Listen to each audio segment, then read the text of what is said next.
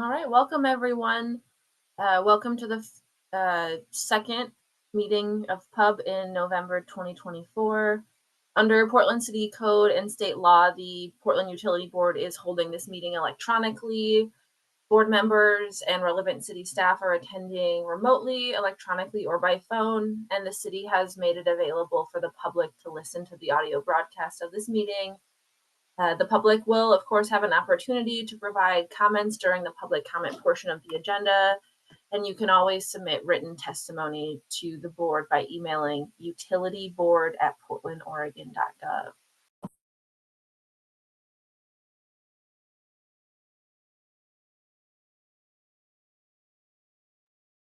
Pardon me, technical difficulty. Give me just a second.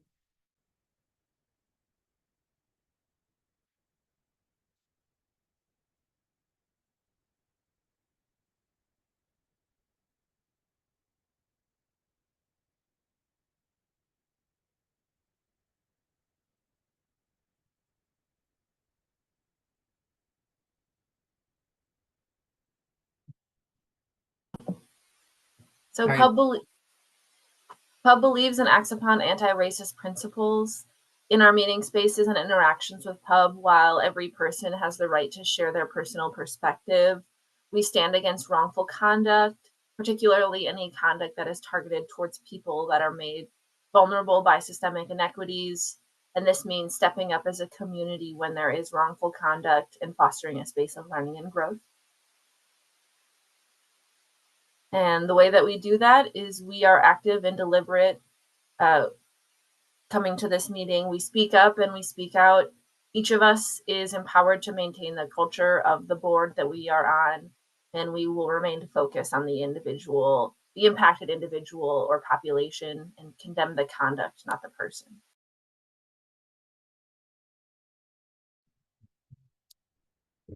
Hi, my name's Amy Archer Masters, and I'll quickly run through the meeting guidelines. Please state your name before you speak, and if appropriate, who you are addressing or that you're addressing the group. The chat box is only viewable by the co-hosts, the two PUB staff. Please limit any chats to technical and logistical issues, including signing up for public comment, asking for technical assistance, or reminding us if you've been waiting to speak and have not been called on. The raise hand function is primarily used by the board. I may lower your hand once you begin speaking just to maintain the flow of conversation. During the public comment periods, the public can raise their hands and you'll be called on when appropriate. If you're connecting by phone, you may need to press *9 to raise your hand. Videos may be turned on when speaking if desired. It is not required. Please mute your microphone when you're not speaking. And if you're connecting by phone, you may need to press *6 to mute and unmute. As mentioned, the public comment period will be taken during the period early in the meeting. You can sign up through chat with PUB staff, myself or Jonna Lynn, or raise your hand during the public comment period. It's also available just prior to any formal board vote after a motion has been made and seconded by board members. Meeting's being recorded. I'll pass it back to you for the. All right, so for today's meeting, we're going to spend hopefully a couple of minutes just getting a little bit more information from the ending of our last meeting. BES came and we were talking about rate study, and we're hoping to possibly see a little bit more of the opportunities, challenges, and lessons learned section. And we have a handful of BES staff here, hopefully to answer any questions that we have remaining and explain any knowledge that they have of those couple of slides that we missed during the last round. We did want to have a brief update on the budget. As most of us know, we're going into budget season. It's already started a little bit, and we just want to see where we're at with that and how we're going to navigate the upcoming next couple of months. And then we're going to finish off the conversation today with just updates about us as a board, if we want to update our code, and how we want to navigate our meetings going forward. So with that, are there any disclosures of communications?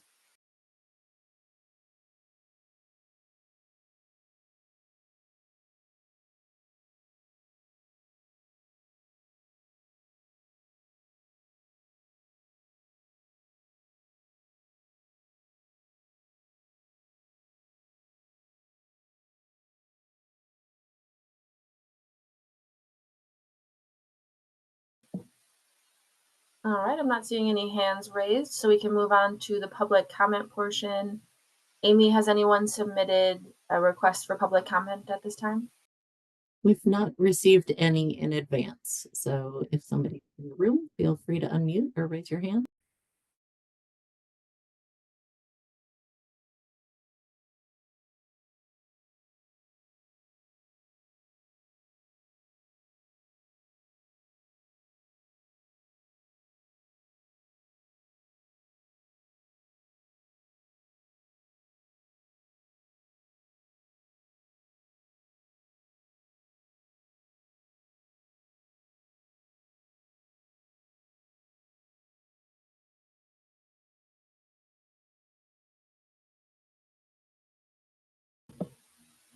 All right, I'm not seeing any hands raised, so we can move on to the next portion of the meeting.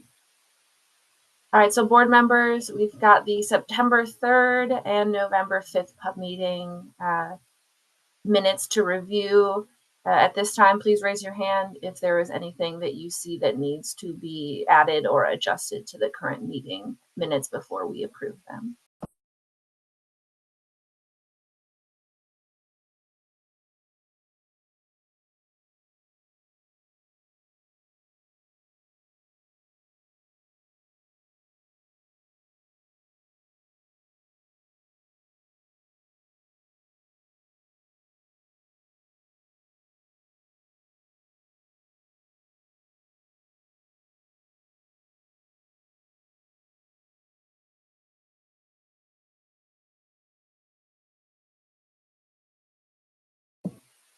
All right, not seeing any hand raises, so the minutes are accepted as is.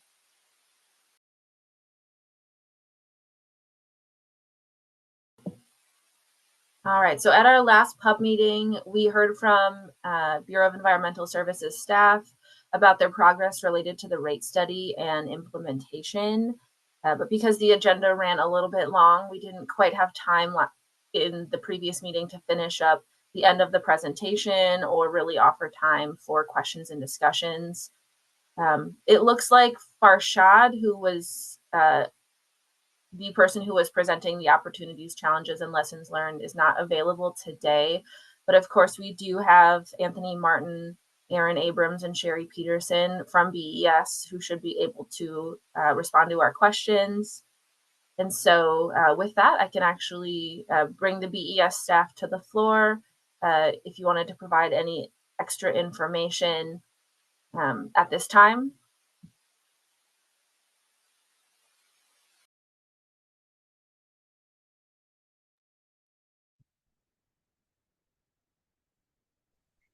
Yeah, hello, thank you. So I do have my colleagues Aaron Abrams and Sherry Peterson on. Really, the rest of this PowerPoint is talking about some of the kind of challenges, opportunities, lessons learned. But as you can see here, we did identify a lot of different challenges. A good example is we have this ongoing utility rate affordability squeeze. It makes it very difficult for us long-term to be able to accommodate all those costs that we talked about. We now have a better way to allocate those costs to customers, but at the end of the day, one of the root causes here is a lack of revenue, which, as noted, the revenue challenges are really for all infrastructure bureaus. We did have some highly impacted customers express concerns, and we're still actively addressing those. So we have built out ways for our customer service folks in water to communicate these changes, to provide opportunities for appeals or the ability for folks to disagree with our assessments, and then also trying to provide the information of explaining why it's happening. One of the things that was another challenge here is the complexity of changes over time. As we noted in our last meeting, we did start this in 2018 and implemented it July 1 of 2024. So there was a long time for us to be able to both manage things. We're in a very dynamic, ever-changing environment. So it was that was one of the challenges there. We did talk about doing away with the line and branch charges. And that is a good thing, and also brought up some challenges as well for folks who have already paid those line and branch charges, but hadn't yet received the benefit of it. We did provide a we did provide a refund for those folks. That is about an $800,000 cost that we in the Bureau are working to accommodate. So that's a piece. Another challenge that we ran into very clearly is staffing capacity. This is a very large project with a lot of different people, policies, processes, and data underlying it. And I want to give all the kudos to Sherry and her revenue programs team. Very small and very mighty, implementing a lot of these changes with very minimal staffing. We talk about data integrity. In reality, what this means is there is no perfect data set. And so one of the things that we did through this process was risk mitigation, making sure we could do the best that we could. But at the end of the day, there still is data integrity. We're consistently working to make sure that the data matches what we see in the real world. One thing that we have as well is, as I noted, staffing capacity is an issue. So certain programs that we have, like our Measure Remeasure program, which is where we ensure we go back and audit and ensure that what we're charging a customer accurately reflects the conditions on the ground. That is reinitiated. The challenge there is people can combine that with the rate study and say, well, wait a second, the rate study's doing this. A challenge for us has been making sure we communicate to folks to say, actually, these are two separate and distinct processes. Additionally, this bureau structure, the general governmental structure of the commission form of government did also lead to some challenges in terms of coordination and communication. I want to again give all of the kudos to Sherry and also Aaron for doing so much communications and coordination work with our partners. We definitely see a lot stronger relationships now than we've had in the past. Not to say that they weren't strong before, but you know, there's always opportunities to build and strengthen a muscle. You can go to the next slide. Yeah, so a couple opportunities that we saw from the rate study is we changed the definition of impervious area. Just as a reminder, we moved it to stormwater billable area. And the reality there is to reflect the fact that not everything we charged was impervious. An example is pervious pavers. We charge for pervious pavers in our stormwater charge. And obviously they're called pervious pavers, not impervious pavers. It also gives us greater flexibility in the future to respond to updated data, updated information. So for example, making sure that we have data on different impervious or different types of construction that may be pervious, but still have an impact on our stormwater system. We also have expanded Clean River Awards, which does increase our public support and public awareness of our stormwater system. So by expanding Clean River Awards, making it easier, and then also extending that eligibility to folks that are in the, currently they're in the drainage districts, that makes it easier for us to communicate stormwater impacts to customers and also increase the support for that program. The opportunity, like I said, about line and branch charges, we did provide refunds for folks who hadn't yet received the benefit. Looking forward, the opportunity there is one of the key points of concern that our communication staff noted was the very hard conversations of unexpected $10,000 to $20,000 bills for a given customer. Because we did away with line and branch charges, we no longer have to we don't have to bear that bad news anymore because there isn't bad news. And so that's a good opportunity for us to better build relationships during capital projects that are focused more on the positives of what we're doing, how it benefits a property, and better communicating how we can be partners with them rather than coming to them and saying, you have a $20,000 bill and. The next piece is, you know, utilities are here. One of the things I love hearing is cities are in the forever business. Cities are here forever. Utilities are here forever as well. And we need to have that conversation about how to best fund the infrastructure over the next 100+ years. Our current funding mechanism is something that is built due to a result of federal funding, state law limitations, and everything like that. We need to have those broader conversations about how do we best fund this infrastructure that everyone around the city needs and relies on every day. it was also the beginning of the conversation about sliding scale or income graduated rates. So right now, we do provide financial assistance programs for folks who meet a certain threshold, but there is the opportunity, as everyone knows, with financial assistance programs, you kind of create this cliff. If you make a dollar more than that amount that you are eligible for financial assistance, you then don't receive any financial assistance. So having more conversations about those income graduated rates is something that was brought up during the rate study that we hope to continue forward in the conversation. And then also, like I said, on the challenges, the commissioner style of government did serve as our bureau structure served as a barrier to some communication and coordination. And we created and crafted and hardened really great relationships with our partners that I think will serve us well into the future. Next slide, please. So this slide really was our expectations from July 1 to December 31st. So that 6-month period, which is for us kind of that post-implementation, really high change period. We were anticipating a lot of calls in September, October. I apologize, I don't have my notes in front of me. Sherry, do you remember that increase that we did see over the last several months? I think it was 150 calls. I can't That, remember the number. I'm sorry. that sounds about right. And what we heard from Water Customer Service is that the length of the calls were also something that wasn't Yes. necessarily anticipated in terms of explaining the new way of billing. Yeah, thank you for that. And so that's a key component where we anticipated an increased number of calls. We did see some of that. And like Sherry said, it wasn't just the increase in the amount of calls, it was the length of calls as well. If you think about a customer service person, they can handle one call over 10 minutes or 10 calls over 10 minutes, but that 10-minute amount of time is really the measure there.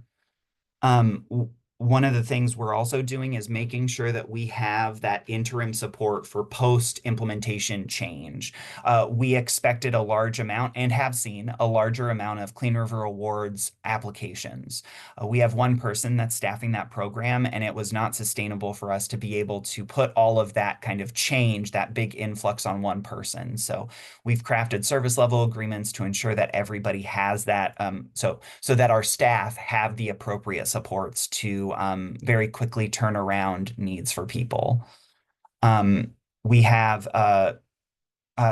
Aaron, I apologize. I'm not sure for the community info session what we're communicating. Could you share about that? Yes, actually, we had some conversations about hosting community info sessions before the end of the year, and then based on conversations with Water Bureau communication staff, we're looking at info sessions that are more focused on affordability in general, not just the current rate changes, to coincide with the annual rate increase conversations that happen every year, and usually the spring.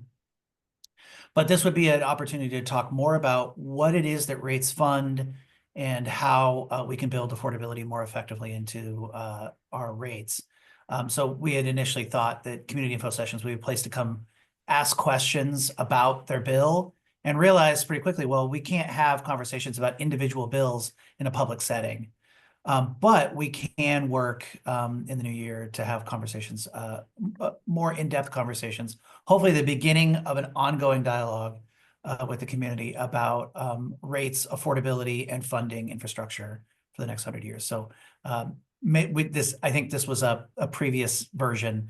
Probably need to change that to community discussions, TBD, but that's definitely something that's on our list of things to work on, especially with One Water. The One Water initiative would be part of our conversation with that. Yeah, thank you for that. And then also, as you all know, earlier in November, we made a couple pretty big changes to our council makeup, and briefing elected officials is a really key piece to to bring folks up to speed on this work and understand where we are.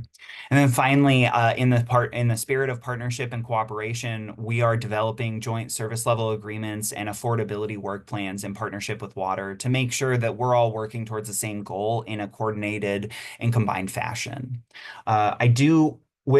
while all of these are expectations for this fiscal year, I do want to end on some lessons learned before we close. So next slide, please. This is one of the interesting ones. We're not all the way done here, but we did learn quite a bit in this process. And first and foremost, we did need to work to start up front with a fuller understanding of communications need for a project of this magnitude, and the project management capacity that needed to deploy, and then also clarity around the scope of work. So those are some key components. As you can hear, those are weighty words, but really we learned and figured out how to better understand how communications needs to thread through the entire project, how we need that appropriate level of project management support. We know that we need to be more proactive in ensuring that elected and bureau leadership are engaged and on board in the earliest possible phases. So making sure that that's that leadership support early. Another key component we learned, which we already kind of knew, but we need to complete these rate studies more frequently. The last time we did this was in 2005, and our muscles were pretty, we needed to build a lot of those muscles back up to make sure we had this. So we also learned that the technical back-end implementation was one of the most difficult pieces of work, and we would begin that process sooner. You know, those, yeah. At a broad level, we really learned that that need for like project management, scope definition, and understanding communications help build out a lot of these different components, help make sure that we're building in proactive support with leadership, help make sure that we're completing those rate studies more frequently because we have it in mind of not just planning for this project, but what's the next project. And then also making sure that we have the appropriate level of public outreach. One of the things that you can see on this slide is the technical nature of this project made public outreach really difficult.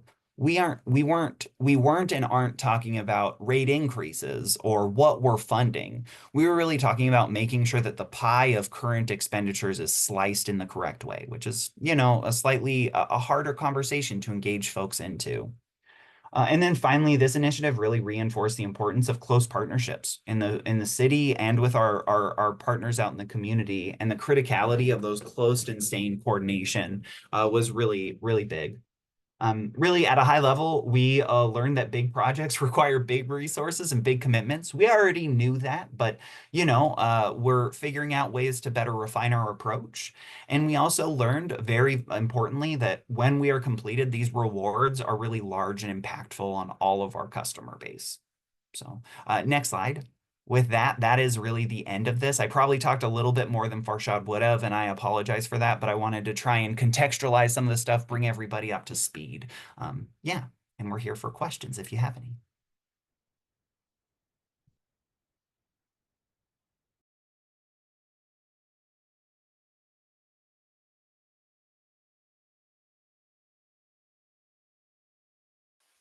Looks like Karen has a question. Go ahead. Thanks, Robin. I have a question about staffing capacity. Well, I have a few questions. I wonder, could we go back to that first challenges slide? Just ask one question to start, but I had a few on this one. Staffing capacity. So that sounds like that the way it was presented, it was more kind of backward looking, like realizing that it was a challenge to implement such a big project with fewer staff than would have been ideal. Is that, will that continue? Do you foresee that continuing with the ongoing implementation over the next year, that you're kind of asking, anyway, just asking a lot of a small amount of staff to make this successful?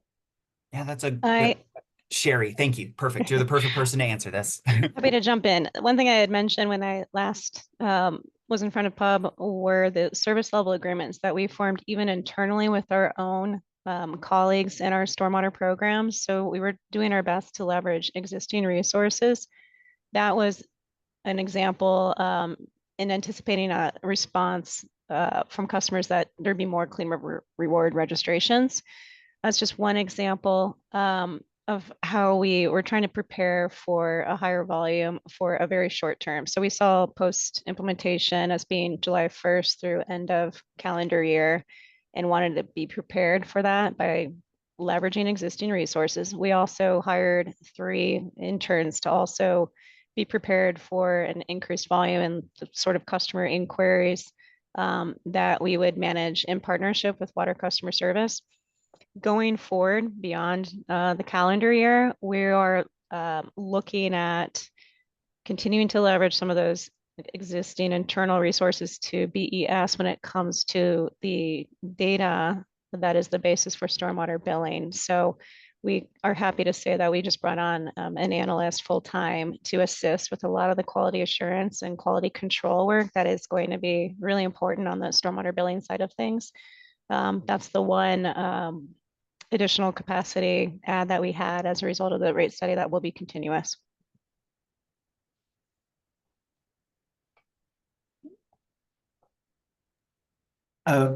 Just to add on to that, I would offer that waiting so long made staff capacity part of the issue. It was a much heavier lift. I think if we had been, focused on doing more incremental changes every 5 years, it wouldn't have been as complex a project to implement. So my hope is that moving forward is that we won't wait 15 years and that we'll be doing this more often. It'll just be, the changes won't be as great, and things will be done more gradually, maybe one at a time instead of all at once.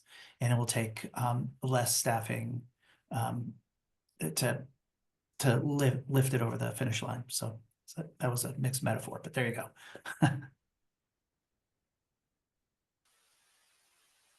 And Karen, was that your only question on this slide?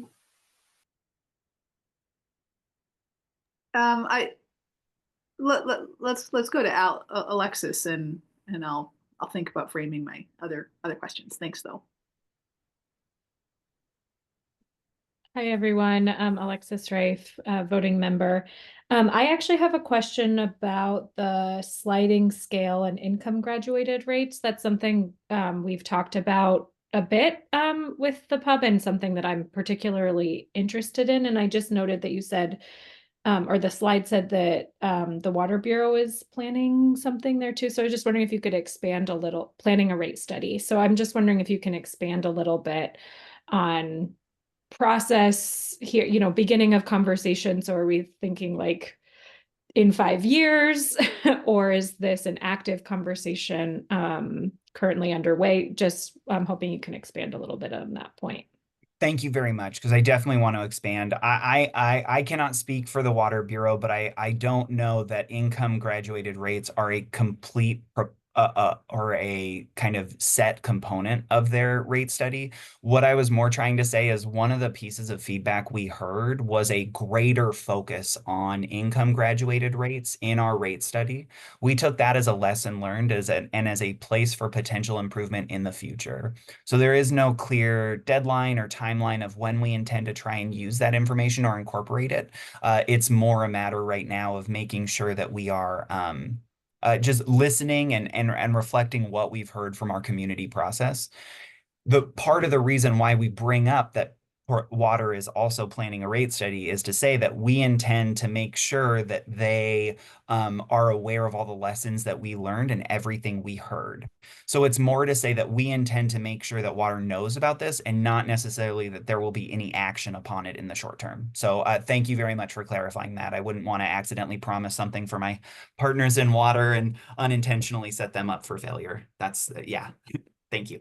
Yeah, appreciate the clarification. And just quickly, like I know this is something, I don't want to speak for my fellow board members, but this is something that I would really just encourage looking at. It seems to tackle a lot of the challenges that are faced around rates potentially. And so I do think it would be really interesting to explore this more fully. And I don't know if it's used in other cities even. I assume it is, but anyways, just to like put a +1 in this in particular as something to look into.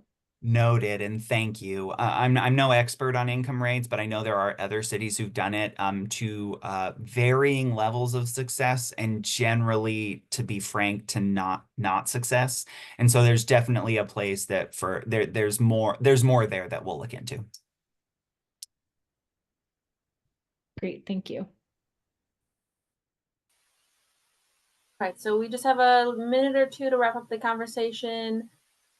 Karen, did you have any lasting questions that you wanted to touch on today? Yeah, sure. I'll throw in a question about data integrity. It was mentioned in the challenge slide, and it came up again. Is it in the next one or the next slide? There was a reference to, must be that maybe the last one. Something. Oh, proactive data conversations. Okay, and was data mentioned in the last slide there again? Okay. Well, I guess my true general question, let me just stick with where it was mentioned in the challenges. What were the challenges with data integrity, and sort of the same kind of question that I had about staffing capacity? Do we Yeah. expect that to carry into the implementation? Well, it's perfect that you brought up that it's staffing capacity, because Sherry, I think you're best to answer this. Let me know if you'd like me to, but I think you're perfectly suited for this one.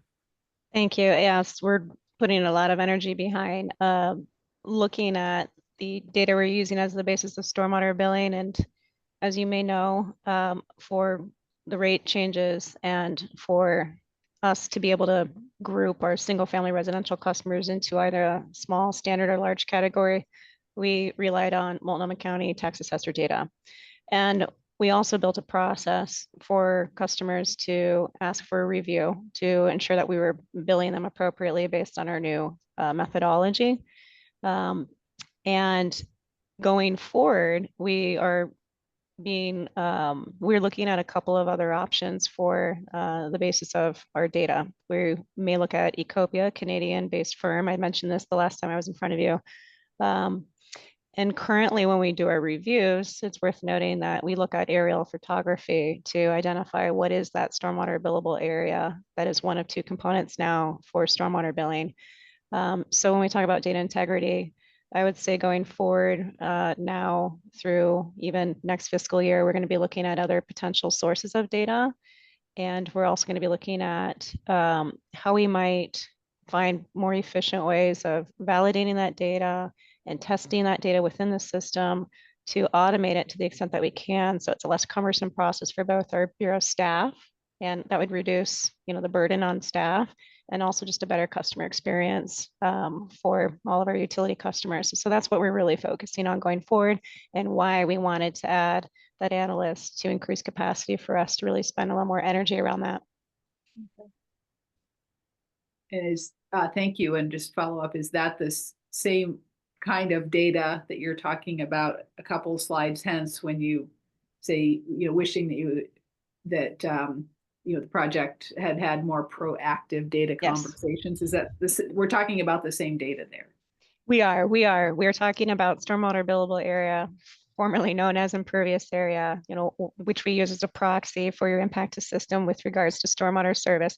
What sort of data can we rely on for the basis of that component in our new stormwater billing methodology? So we're going to continue to explore other opportunities for gathering that data, processing it, and uploading it into the system in a more efficient, effective, and ultimately accurate way. Thank you.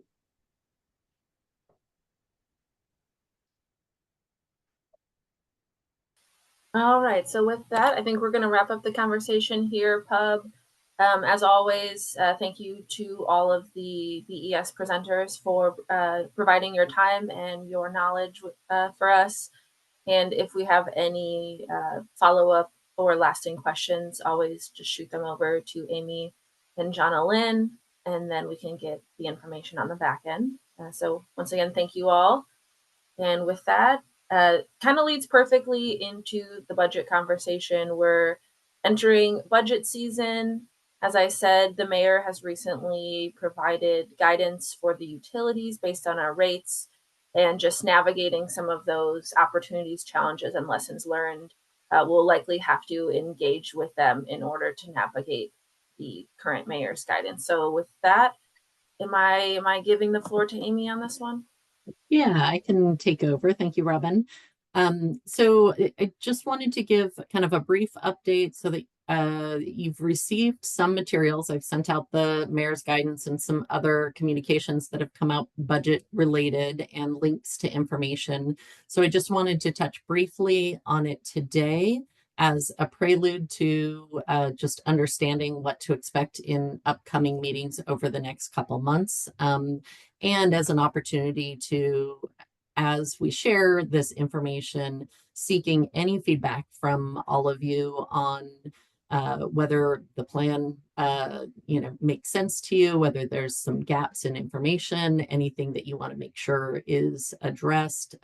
So feel free to raise your hand, speak up, let us know, or reach out to me outside of the meeting via email or phone, and we can touch base and make some plans for the future. So in the mayor's guidance, as was summarized, the general fund gap is pretty significant. And so general fund bureaus are looking at developing budget concepts that reach a 5% cut, particularly due to a lot of one-time or ongoing programs that are funded with one time that they have been calling the fiscal cliff, that creates a pretty significant budget gap for the city. So the mayor's guidance did give specific guidance for the utilities as well that really aimed for a similar level of cut, basically a 5% reduction. So what that looks like was a limit to the rate increase that water and BES were directed to submit, to a combined increase of 5.94%, which aligns with about an approximate 5% reduction.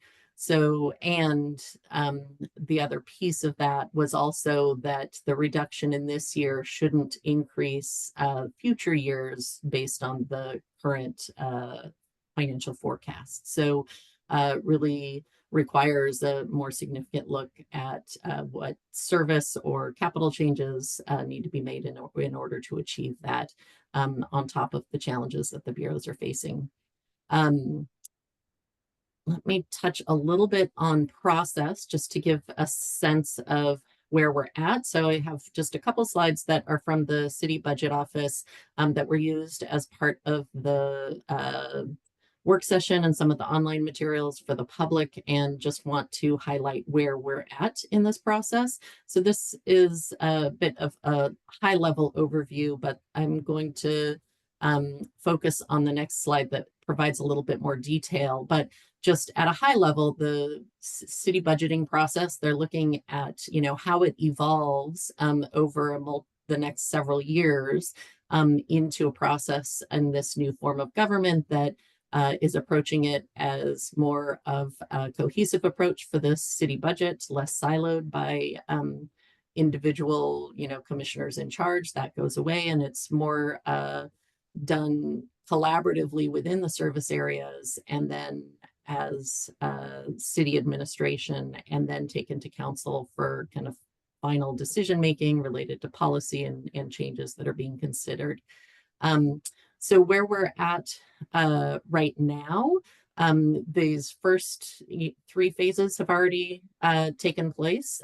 So there have already been some council work sessions and a look at the financial outlook that took place on October 22nd. If folks are interested in understanding that picture, there's I can send the link to that video in future communications as well.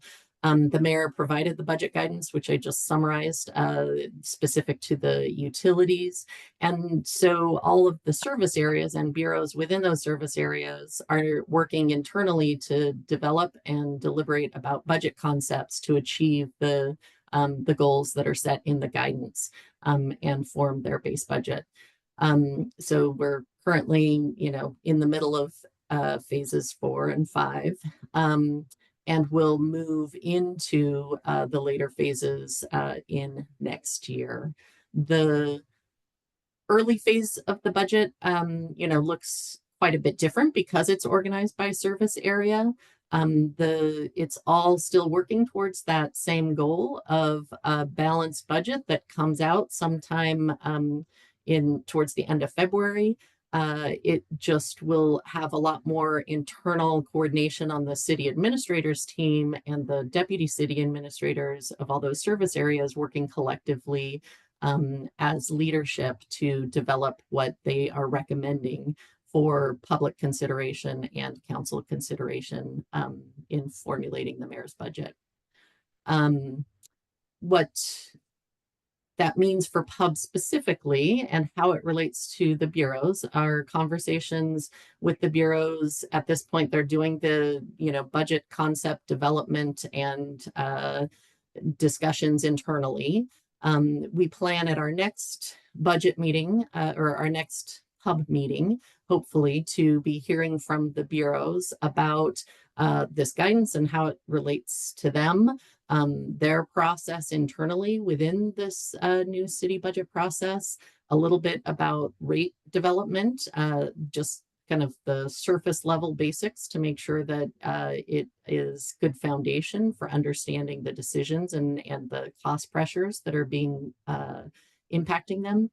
A little look at budget reductions over the last 2 years, kind of to bring us up to current, and then what some of the budget priorities are for the bureaus as they're developing this next year's budget, so that PUB can provide some feedback on that. And then by late in January, we'll be learning more details about the specific budget proposals that the bureaus are putting forward to try to meet the mayor's guidance and provide feedback on that.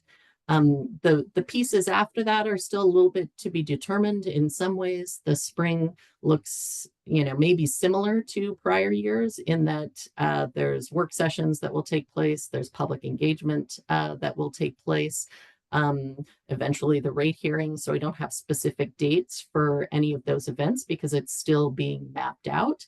But I will keep you posted as we know more about that. One difference this year is that there's not as a part of the guidance or direction from council, a specific role for budget advisory committees as there has been in the past.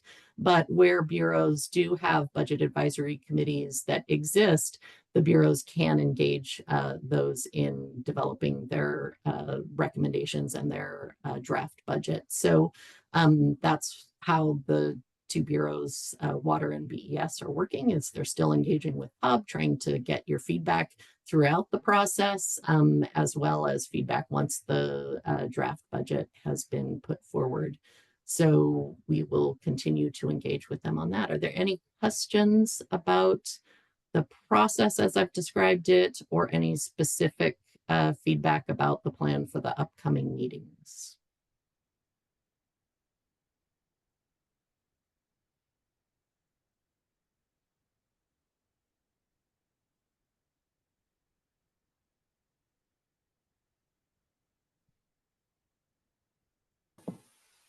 This is Robin. I have a question. If my memory serves me, the bureaus had a combined rate increase that is definitely above the mayor's current projection. Do you by chance have the number on hand, what was originally proposed in comparison to what the mayor has proposed? It was 5% higher. Cecilia, maybe I saw you start to unmute if you want to provide the specifics. I don't have in front of me the breakdown between what Waters was and what BES's was. Sure. This is Cecilia Hume from the Water Bureau, Finance Director. Our forecast for next fiscal year, 25-26, the combined rate increase is about 6.25%. And that's that is with water being at 8.1% water rate increase, and BES is at 5.15. The weighted increase for the bill increase will be at 6.25. With a 5% reduction, that's what the mayor directed us to do. We would need to come in at 5.94, and that basically means a 7.7% for water and a 4.89% for big yes.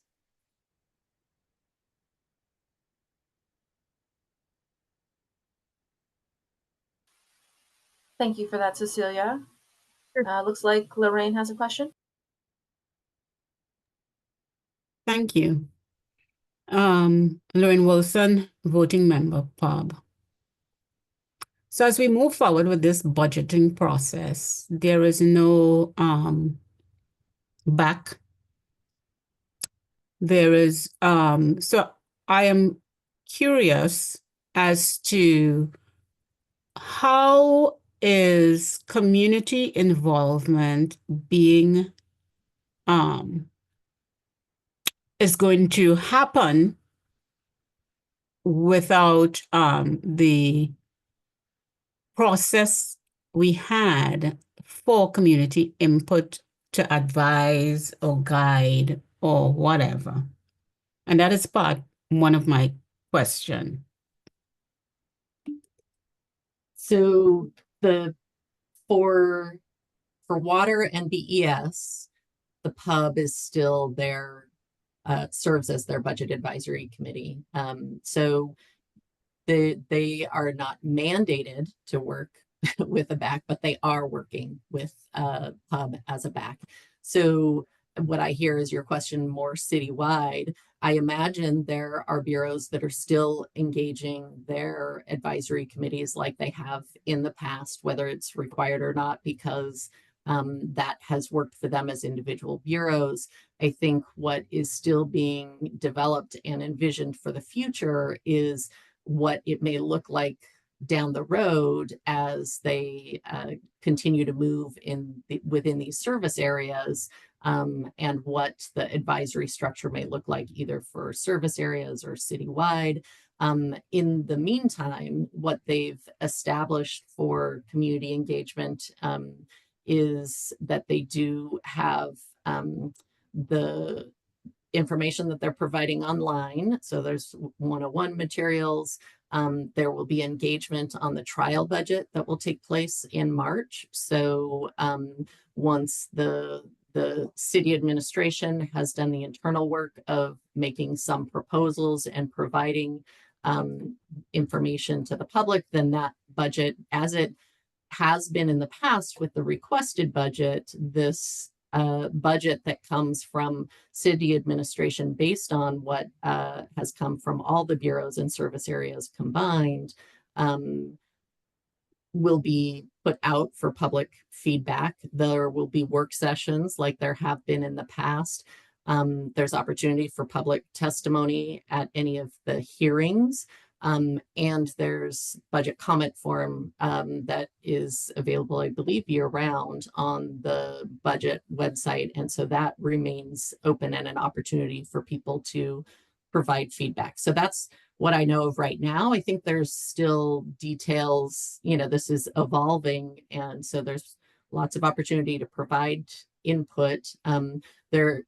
I believe there's still community engagement advisors as part of the budget process.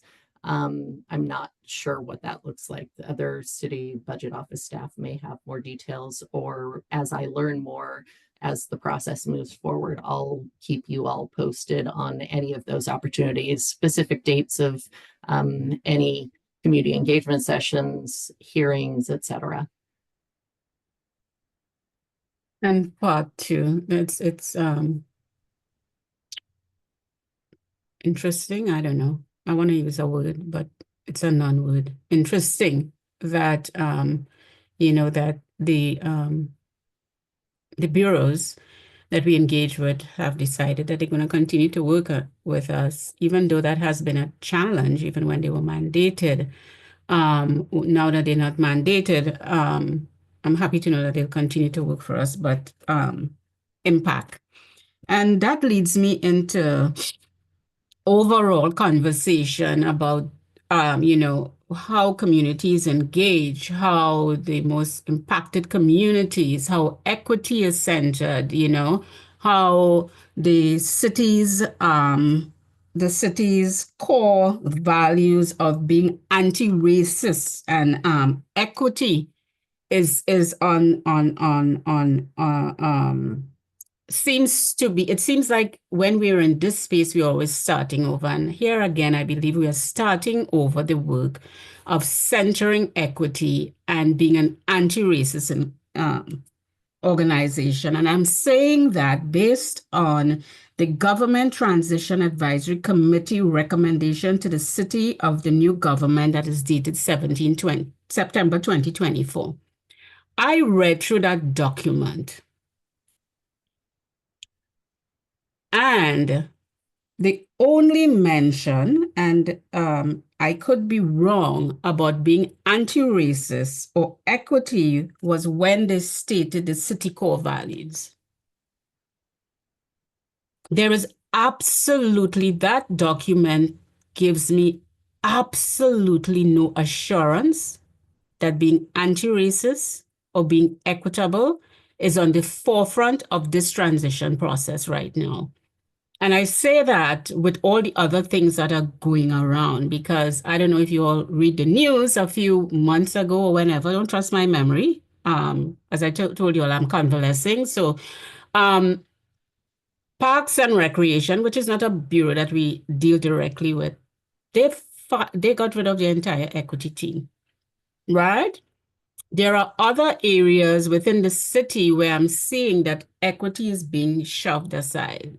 It's not being talked about. It's not being the first thing. It's not being. So I am concerned, and this is based on the budget and other things, that maybe PUB may not be aligned with the city's new direction, because, you know, we said at the beginning, PUB believes and acts upon anti-racist principles, right? That's what we said. We said it today. And we just, reviewed our, we did our annual report, and we reinstated those values and stuff. So I am really concerned, and I mean this truly, that maybe we may be misaligned with the new direction that the city is taking of not being anti-racist and focusing on equity. And I wanted to raise that point, because here we're going along with, the budget, even though, this form of government ends at the end of the year, and the new form, whatever that is it's already baked in by the established power. And I've been saying that since last year, that there is the established power that seems to want to bake in certain things in the new form of government, regardless of who is elected mayor, regardless of who is hired as the city manager, that there are just things that are going to be baked in. And there are certain power structures right now that are putting their minions in place, and they will probably be very instrumental on hiring the new city manager. So I don't know if that's a question, but I am here reiterating my concerns about the direction that the city is going and our misalignment with that direction.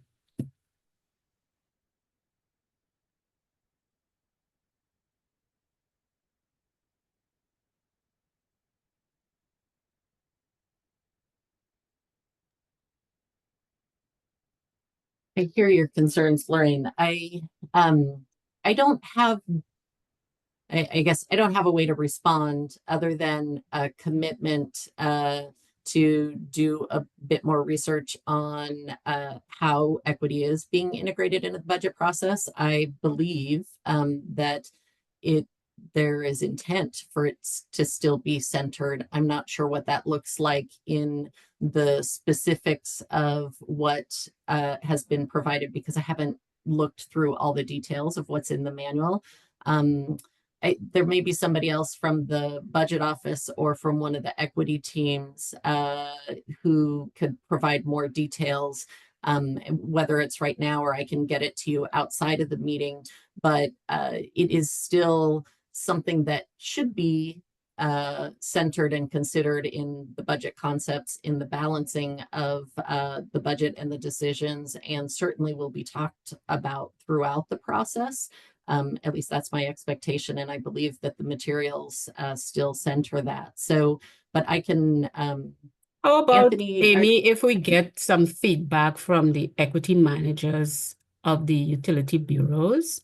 Is there anyone from any of the equity teams in the current utility bureaus that can probably jump on, or someone from the bureaus here currently can share something? Yes, definitely. I don't think we have the managers, but Joanne has raised their hand, so they may be able to speak up because they are part of that team. I know for the bureaus that I was speaking more generally about the city as a whole, and so I don't know how it's working into the overall process.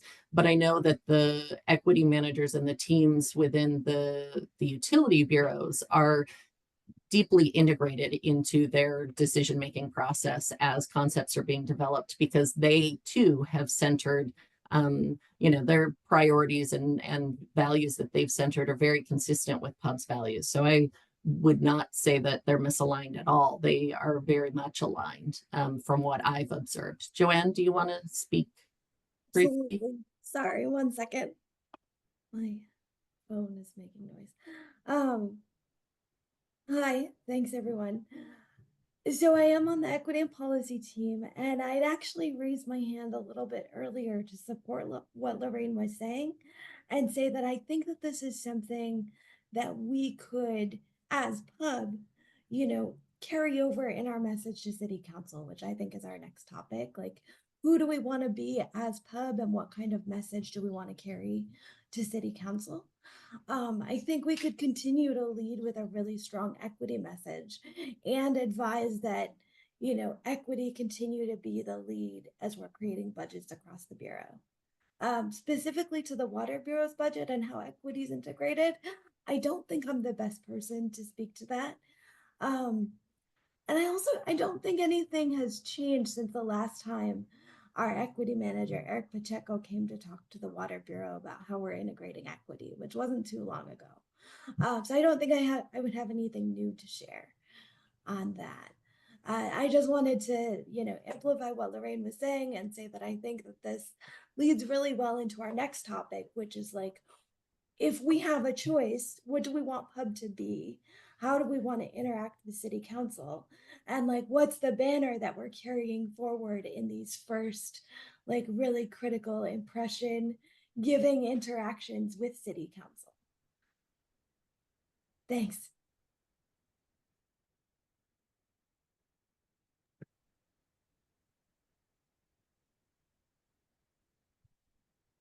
Thank you, Joanne. Is there anyone from BS? Not from their equity team because, but Ken is in the room, so may be able to speak to the process as the budget lead, just in how they're engaging with that team. Yeah, I don't have a real good answer, but what I can tell you is that each of our work groups are develop and work on what we call a budget equity strategy tool. It's full of a variety of questions about how the changes to the budget impact equity. And I think that's a piece of information that we plan to use in some way to form some of our decisions. So that's what I can tell you right now. I'd love to have our equity managers come and speak if they could provide any additional information.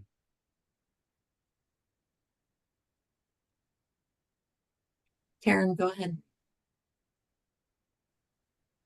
Thanks, Amy. Karen Williams, voting member. And again, yeah, thank you very much, Lorraine, for speaking truth to this topic and continuing. Yeah, I also want to amplify the importance of everything that you said. And it's just reminding me, especially Ken, when you mentioned the budget equity toolkit. I think I've asked in the past for some kind of a demonstration from both of the bureaus on how they apply and use. So a real example of how that budget equity toolkit is sort of put into practice. I've heard it described and referred to, and certainly always read the equity statements that go along with the budget information that we eventually get. But I would really very much like to see in, our December meeting or January, if it's not possible to pull together by December, please show us how those budget equity toolkits are actually used and put into practice. That would help me tremendously really understand more than just words. Sure. This is Joanne. I'm gonna jump in really quickly. Stop me if I shouldn't. I just want to say, while it's not focused solely on the budget, the Water Bureau does have 4 years of equity achievement. Joanne, I apologize. Can you speak a little bit louder? I'm having trouble hearing you. Sure, no problem. While it's not focused solely on the budget, the Water Bureau does have 4 years of equity achievement reports, as well as an equity dashboard that shows how we've integrated equity into everything that we do. That's on the website, and I'm happy to share the link in the chat for Amy to share out. That might answer some of your questions, Karen, about exactly what is it that we're using our resources on, and how does that advance equity? Yeah, I appreciate that, Joanne. And I mean, we have had presentations on that, and we have been provided resources and reports, and I'm not dismissing how informative those are, but my ask really is around very particularly to the budget. I realize that's only one aspect of how equity is applied, and I certainly support it being applied and infused into all decision making. But again, I've heard about this toolkit more than a couple times. I don't know if it's both water and BES have such a thing, but I would just like to see a real demonstration or an example of how equity is applied in budgetary decisions. And if this toolkit isn't the tool that is being used, that's fine. But whatever is being used, I'd really like something I can sink my teeth into and really come away with a good understanding of how equity is considered in making budgetary decisions and recommendations. And then I think we as a pub, to your point, Joanne, sort of looking ahead to how we inform and recommend to the council our opinion of how the budget shook out. I think we could, as a body, as a board, we could have our own opinion about how effective we think that equity toolkit application really was in setting the stage for more equitable outcomes.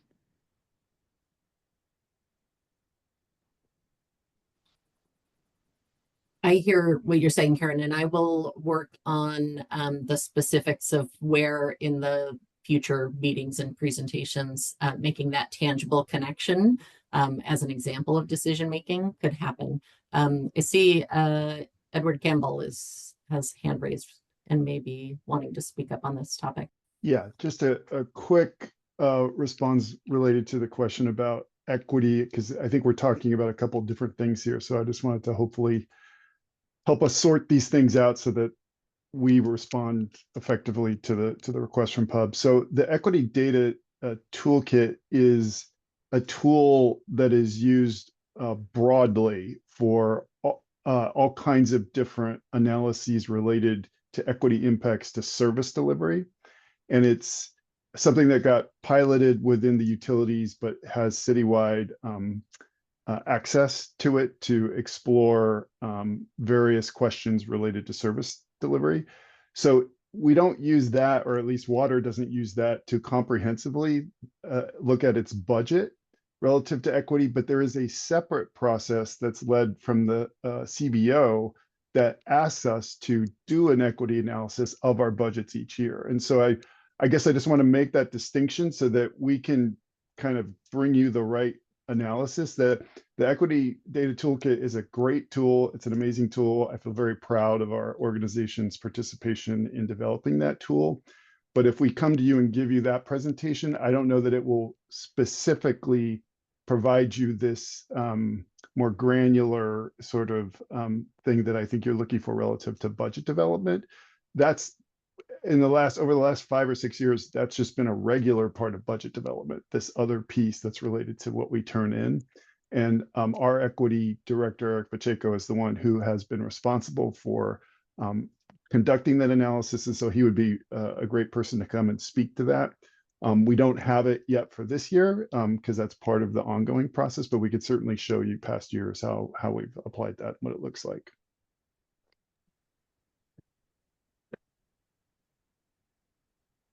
Thanks, Eddie.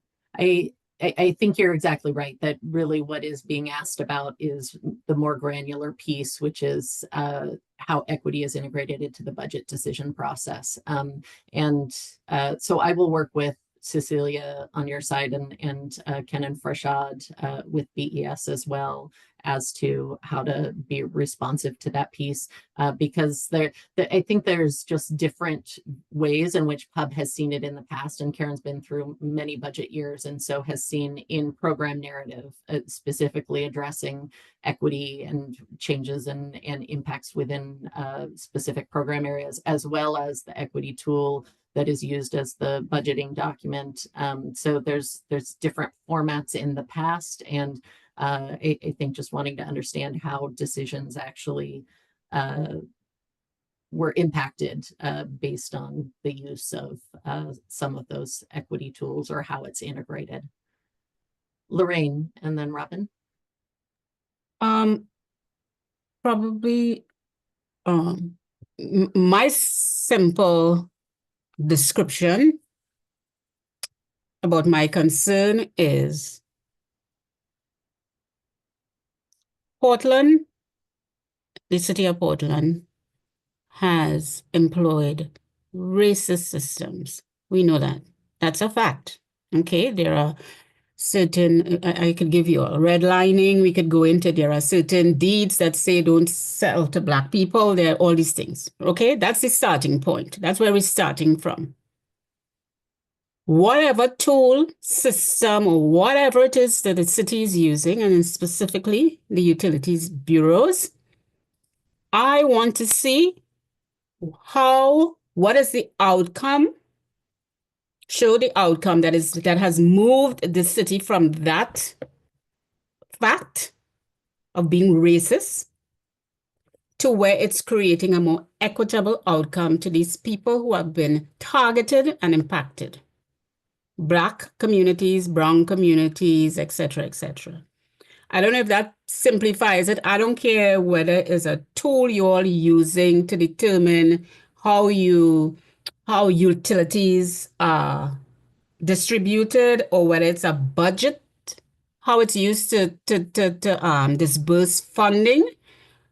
That is what I want to see. And I agree with Karen. We've heard about certain things. There's a lot of talk, but I don't think that I can tell you that I can say, hey, that we've moved from this spot and we are now where we are on the continuum of creating change. And the reason why I'm saying that is because too often we seem to think that we have arrived. And I think that here we are again, that we have arrived, and now we're going to be starting over, right? There was the Floyd incident in 2020, and everybody was like, oh, da, da, da, da. It's now 4 years since then. Okay, Floyd is in the distant past. So now here we are again, and the city has, over the last year and a half or so, there has been a concerted shift against talking and creating outcomes that are anti-racist and equitable. And that reflects on the current leadership, the leadership that be. And that is what I am looking for.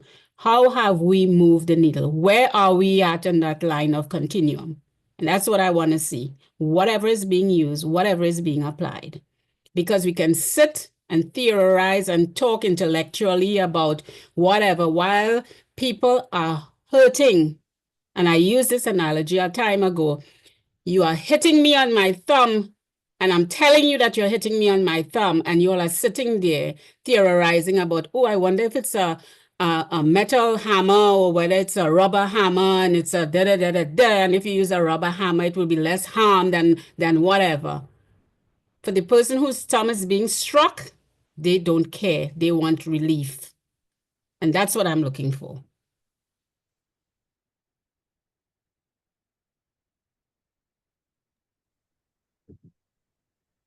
Thank you, Lorraine. Robin? Yeah, I just wanted to at least wrap up this portion by saying we have the capacity to see if the current mayor's recommendations align, if they provide an equitable budget that aligns with our stated values. We also have the capacity to, if the math doesn't math, essentially, say that we don't align with the current recommendations, and also very much recognize that the incoming city council is much more representative of the community on the whole when it comes to social and economic class dynamics. And so while these are the current mayor's recommendations, it can be up to us to decide if we're able to provide equity and through the current mayor's guidance, or if we just don't have the capacity to with the current limitations, resting on the fact that the incoming electeds currently seem to be representing a slightly more progressive political value than the current board. And so, yeah, I'll just end with that.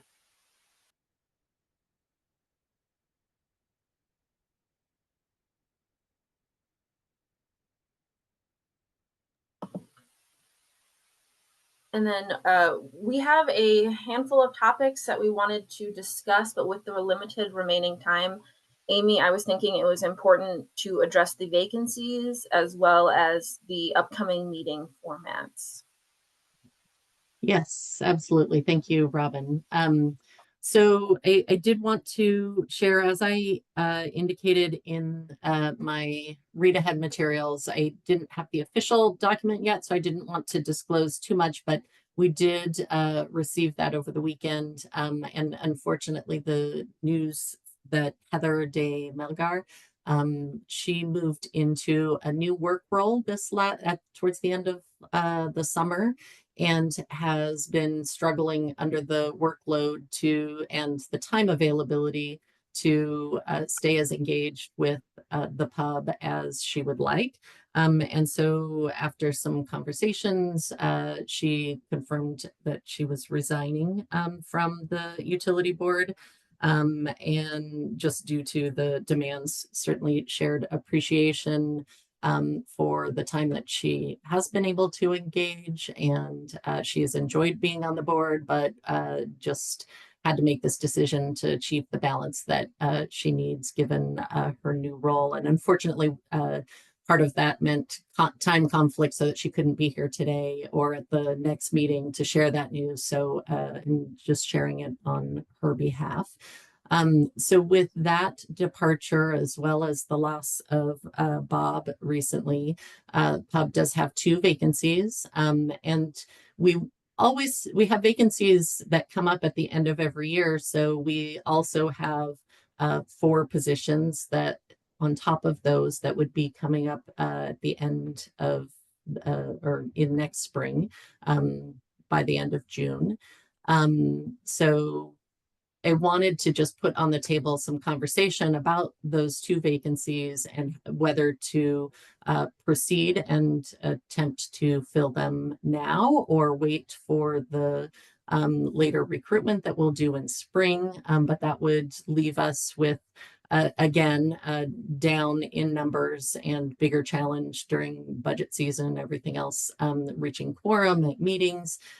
So I wanted to kind of get feedback from the pub. We did this this last spring, when we appointed 3 new members, we had a really strong candidate pool, as we often do, and we did have 2 alternates that had been identified in case any of the others or new vacancies came up. So we do have 2 that the prior recruitment subcommittee and then Pub, when you signed off, had accepted as alternates. So we could reach back out to those folks to verify interest. I believe that they're both still pretty engaged and interested in the possibility, but I have not reached out to any of them, but would if Pub wanted us to make that recommendation to the mayor.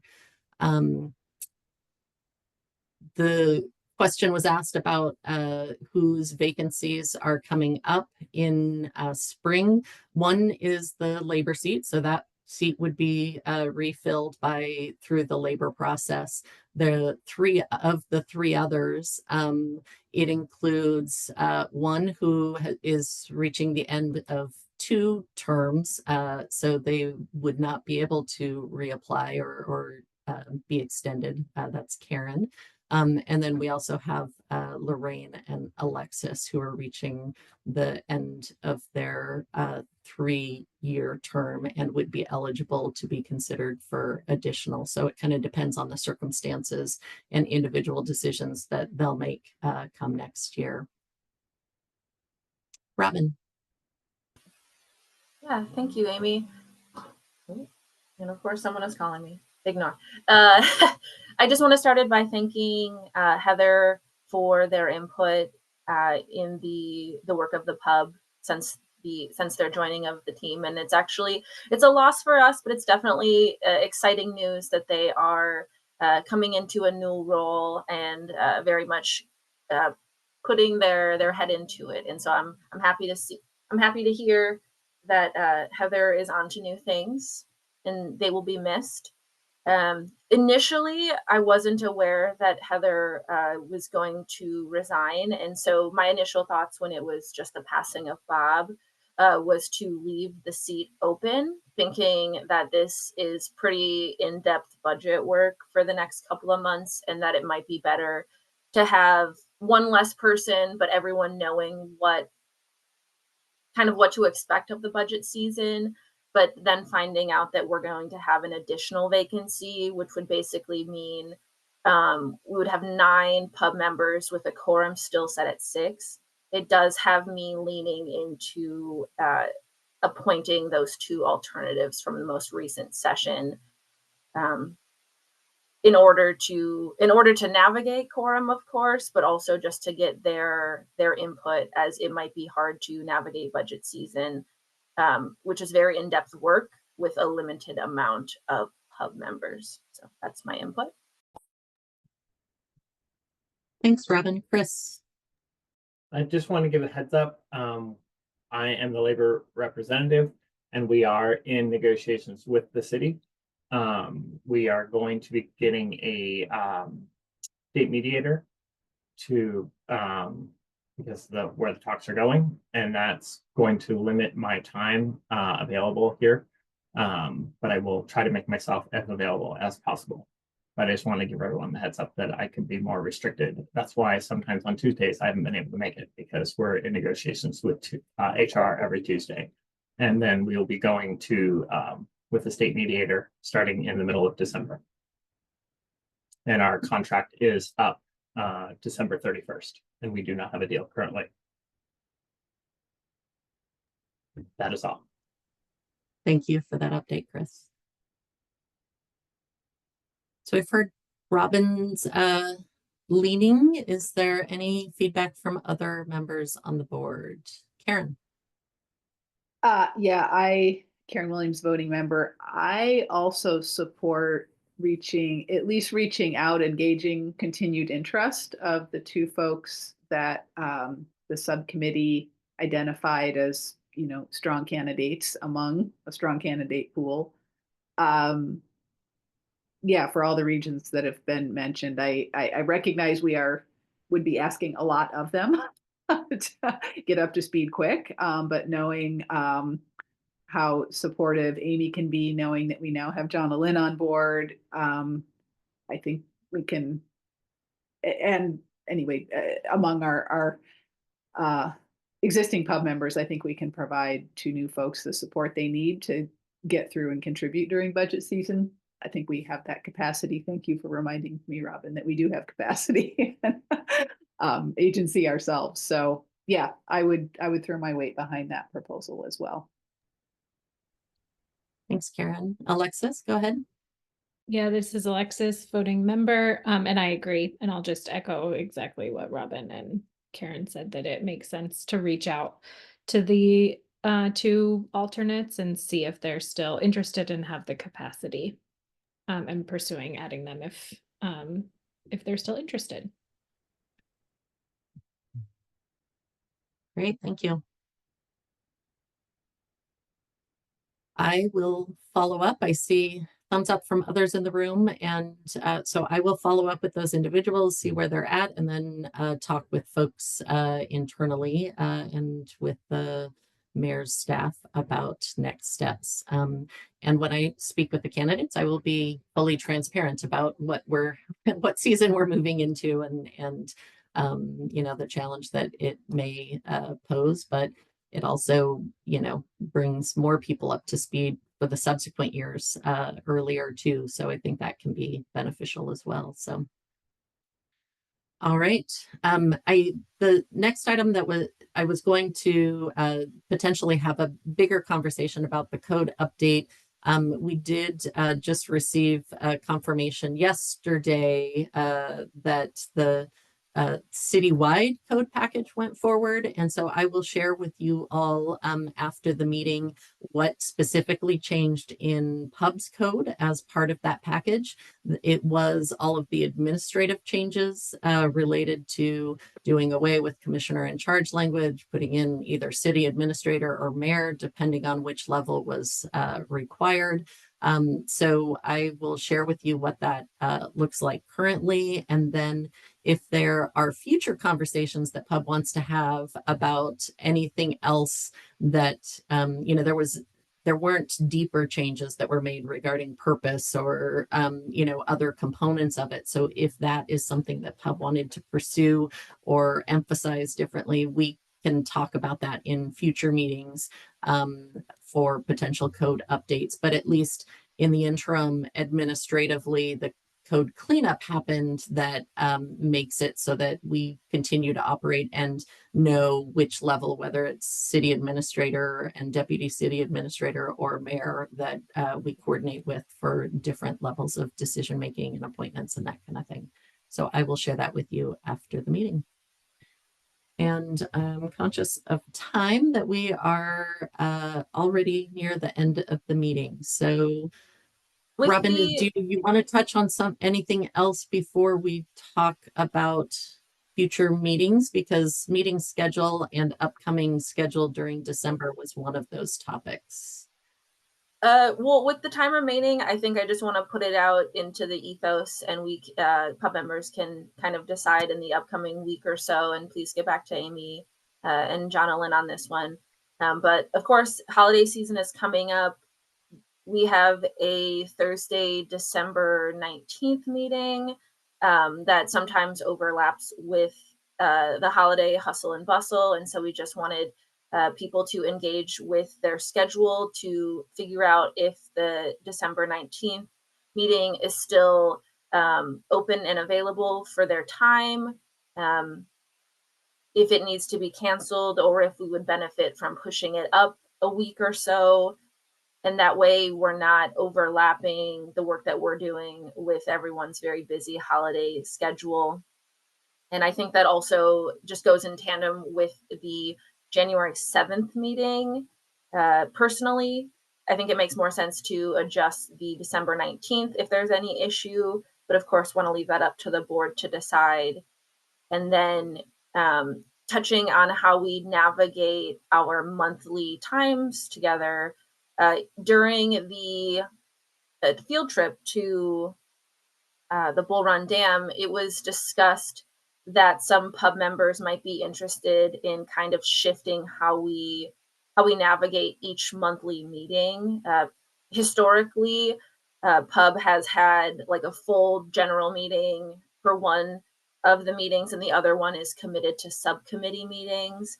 And that was one of the ideas that was brought back to allow a little bit more in-depth research, smaller conversations, or smaller groups to have conversations, get a bit more in depth, and just have that in the back of your mind if you think that it would be easier to navigate the budget season slightly differently by breaking up our meeting time rather than having full board meetings every 2 weeks. If you think that it would be successful for the goals that we're trying to achieve, to maybe change how we are engaging with each of our meetings. But with that, I think a lot of that is just kind of leaving it on the board. See what your schedules are looking like in December. Please get back to us. It might be imperative to send out like a little the Survey Monkey or whatever to Survey. see if you're available. Yeah, we'll send out some sort of inquiry to everybody, including folks who weren't here today, just to check in about those schedules. And I'll include in that tentatively what we know related to budget information and when it will be available, because that may impact some of that as well. Karen, go ahead. Thanks. I just wanted to ask if one of the proposals in the polling could be to have just one meeting in December and maybe make it longer. And I'm looking at Tuesday, December 10th, and just wondering if maybe one of the proposals could be, like a 4 to 6:30 or because we normally start at 3:30, right? 3:30 to 6:30 with a break or something. If there would, yeah, Okay. I think we need to have something substantial in December, given all the budgetary information we just talked about that we need and want. But that seems like perhaps a time when if we just make one meeting longer rather than. I also say that selfishly because I won't be available on December 3rd. Okay, that's actually very good to know as well.